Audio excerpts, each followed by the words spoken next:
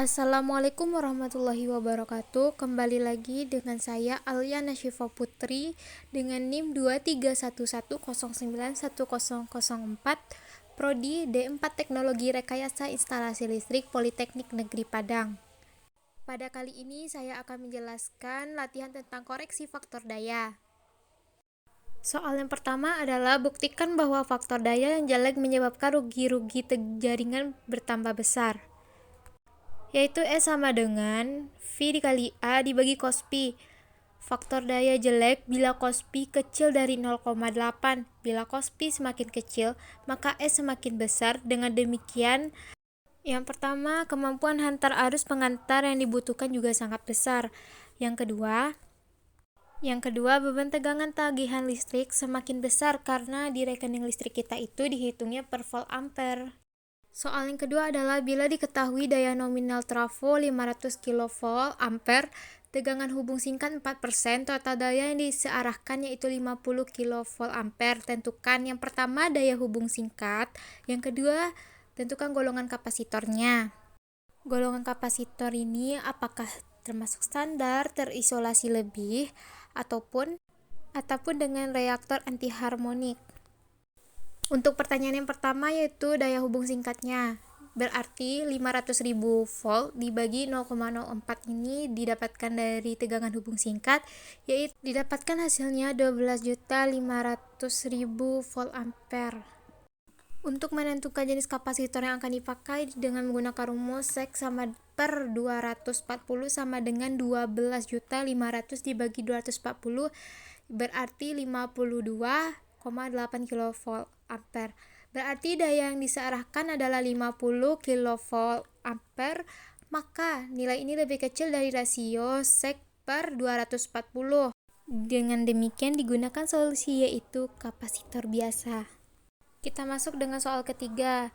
Bila diketahui bahwa daya nominal trafo 1000 kV ampere, tegangan hubung singkatnya 4%, total daya yang disearahkan adalah 150 kV ampere. Tentukan daya hubung singkatnya dan tentukan golongan kapasitor apakah standar, terisolasi lebih, ataupun dengan reaktor anti harmonik.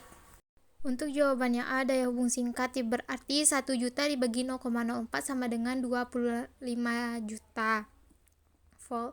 Dan untuk jawaban B, set per 240 sama dengan 25 juta dibagi 24 sama dengan 104 kV ampere.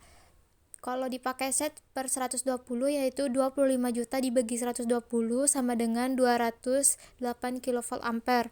Berarti bila daya yang disearahkan adalah 150 kV ampere, maka nilai yang berada di antara rasio set per 240 dan set 120. Dengan demikian digunakan solusi yang kedua yaitu terisolasi lebih. Next, soal keempat. Bila diketahui bahwa daya nominal trafo 630 kV ampere dengan tegangan hubung singkatnya tetap 4% dan total daya yang disearahkan 200 kV ampere, tentukan daya hubung singkat dan tentukan golongan kapasitornya. 630.000 dibagi 0,04 berarti 15,750 ampere. Dan untuk jawaban B, set per 120 sama dengan 15.750 dibagi 120 sama dengan 131 kV ampere.